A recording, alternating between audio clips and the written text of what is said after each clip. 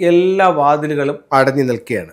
ഇനി എങ്ങനെ മുന്നോട്ട് പോകണമെന്ന് അറിയാൻ വയ്യാത്തൊരവസ്ഥയിലാണെന്ന് വെച്ചു. അങ്ങനെയാണെങ്കിൽ നമുക്ക് ഫെങ്ഷുയി പരീക്ഷിച്ച് നോക്കാം.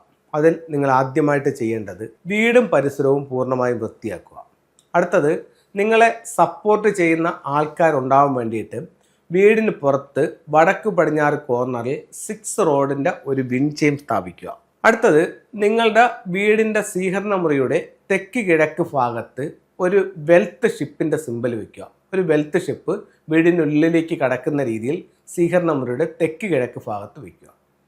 അടുത്തത്, സ്വീകരണ മുറിയുടെ വടക്ക് വശത്ത് ഒരു ചലിക്കുന്ന ജലധാര അല്ലെങ്കിൽ ഒരു അക്വേറിയം വയ്ക്കുക. അപ്പം ഈ ഒരു 4 കാര്യങ്ങൾ നിങ്ങൾക്കൊന്ന് ചെയ്ത് നോക്കാവുന്നതാണ്. ഒന്ന്, വീട് പൂർണ്ണമായും അകവും പുറവും വൃത്തിയാക്കുക. ഒന്ന്, വീടിന് പുറത്ത് വടക്ക് പടിഞ്ഞാറ് കോർണറിൽ ഒരു 6 റോഡ് വിൻഡ് ചെയിൻ വയ്ക്കുക. അത് കഴിഞ്ഞിട്ട് വീടിൻ്റെ തെക്ക് കിഴക്ക് ഭാഗത്ത് ഒരു വെൽത്ത് സിംബൽസ്, വടക്ക് വശത്ത് ഒരു അക്വേറിയം അല്ലെങ്കിൽ ഒരു ജലധാര വയ്ക്കുക. അപ്പോൾ വടക്ക് പടിഞ്ഞാറ് ഭാഗത്ത് വിൻഡ് ചെയിൻ സ്ഥാപിക്കുന്നത് വഴി നിങ്ങളെ സപ്പോർട്ട് ചെയ്യുന്ന ആൾക്കാരുണ്ടാവും. സൗത്ത് ഈസ്റ്റിലെ സിംബൽസ് മുഖേന നിങ്ങൾക്ക് സാമ്പത്തികമായിട്ട് അഭിവൃദ്ധി ഉണ്ടാവും. നോർത്തിലെ അക്വേറിയം മുഖേന തൊഴിൽപരമായിട്ട് നേട്ടം ഉണ്ടാവും. ഇത്രയും കാര്യങ്ങളൊന്ന് ചെയ്തു നോക്കുമ്പോൾ ഇത് 21 ദിവസത്തിനകത്ത് വെച്ച് തന്നെ നിങ്ങളുടെ ജീവിതത്തിൽ മാറ്റങ്ങൾ ഉണ്ടാകാനുള്ള സാധ്യത വളരെ കൂടുതലാണ്.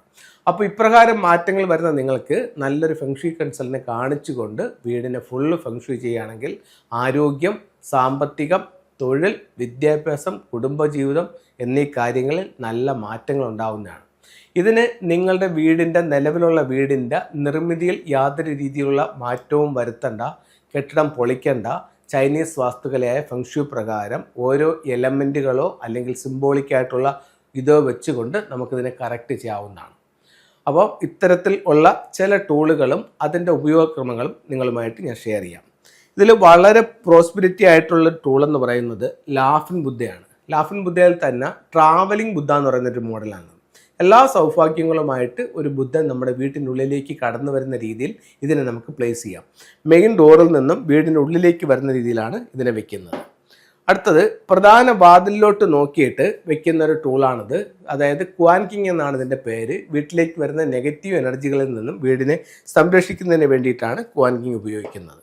അടുത്തത് ഒരു വിക്ടറി ഹോഴ്സ് ആണ്. പേര്, പ്രസിദ്ധി, വിജയം, അംഗീകാരങ്ങൾക്ക് വേണ്ടിയിട്ട് നമുക്ക് വെക്കാവുന്നതാണ്. അടുത്തത്, സമ്പത്തിന് വേണ്ടിയിട്ട് വെക്കാവുന്ന മറ്റൊരു ടൂൾ എന്ന് പറയുന്ന ഡ്രാഗൺ ടർട്ടിൽ ബുദ്ധയാണ്. ഡ്രാഗൻ്റെ ഹെഡും ടോട്ടോയ്സിൻ്റെ ബോഡിയും അതിൻ്റെ മുകളിൽ ലാഫിംഗ് ബുദ്ധ ഇരിക്കുന്നതായിട്ടാണ്. ഇത് സൗത്ത് ഈസ്റ്റ് ഡയറക്ഷനിൽ വെക്കാവുന്നതാണ്.